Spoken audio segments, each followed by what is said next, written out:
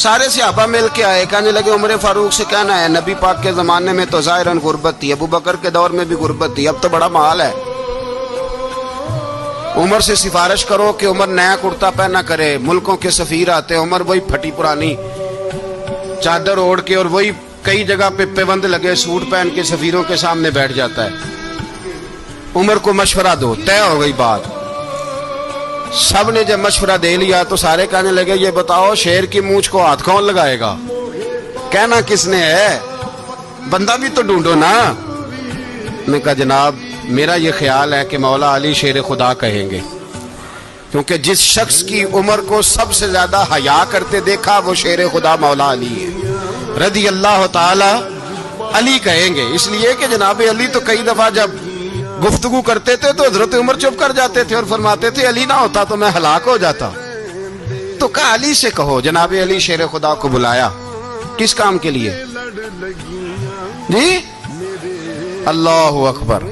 یہ ذرا آپ نے اس دور پہ اس بات کو ذرا لاکا جناب ان سے کہیں کہ زیادہ نہیں، ایک کرتا نیا پہن لے، سفیر آتے ہیں وزیر آتے ہیں تو ایک کرتا نیا پہن لے۔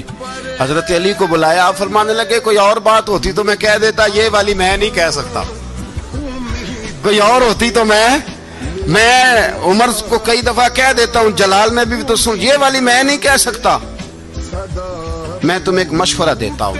کہ وہ کیا؟ کہنے لگے سید عائشہ صدیقہ سے کہو، وہ مومنوں کی ماں ہیں، عمر ٹالے گا نہیں۔ اماں جی سے جا کے کہ اماں جی نیا کرتا عمر سے کہیں پہن لیں، وزیر آتے ہیں بڑے بڑے لوگ تو چلو کوئی حرج نہیں۔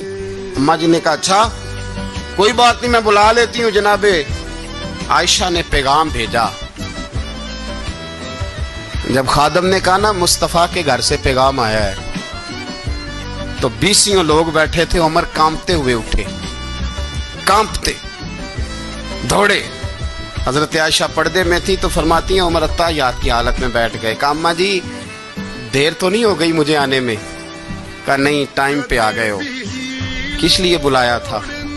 کہا عمر دیکھو غربت کے معاملات اور ہوتے ہیں، جب اللہ آسانی دے تو کوئی چیز استعمال کرنا حرام نہیں ہوتی، اگر حرام ہے تو بتاؤ۔ کہا نہیں اماں جی حلال ہی ہے۔ تو فرمایا پھر اتنے سفیر آتے ہیں مشیر آتے ہیں، اب تو مال غنیمت بڑا آتا ہے، ڈھیر لگ جاتے ہیں مسجد میں، تو چل ایک نیا کرتا تم بھی پہن لیا کرو، اور آپ نیا کرتا پہنو گے تو دھاک بیٹھے گی غیروں پر۔ تو صحابہ کا مشورہ ہے کہ آپ نیا لباس پہنے۔ اماں جی کہتی ہے میں نے حکم دیا تو عمر چپ کر گئے، گردن جھک گئی۔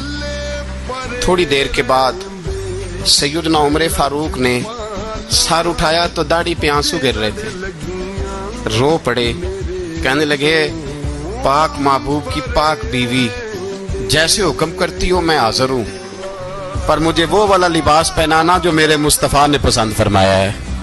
اگر یہ رنگ رسول پاک کا ہے تو میں حاضر ہوں، اور اگر نبی پاک کا نہیں تو پھر جیسے آپ حکم کریں۔ جناب عائشہ کہتے ہیں عمر روئے تو میں زیادہ روئی، میرا پلو بھیگ گیا آنسوؤں سے۔ میں نے کہا عمر آپ جائیے۔ عمر یوں نکلے تو جو صحابہ کھڑے تھے وہ کونے میں تھے، سارے آ گئے۔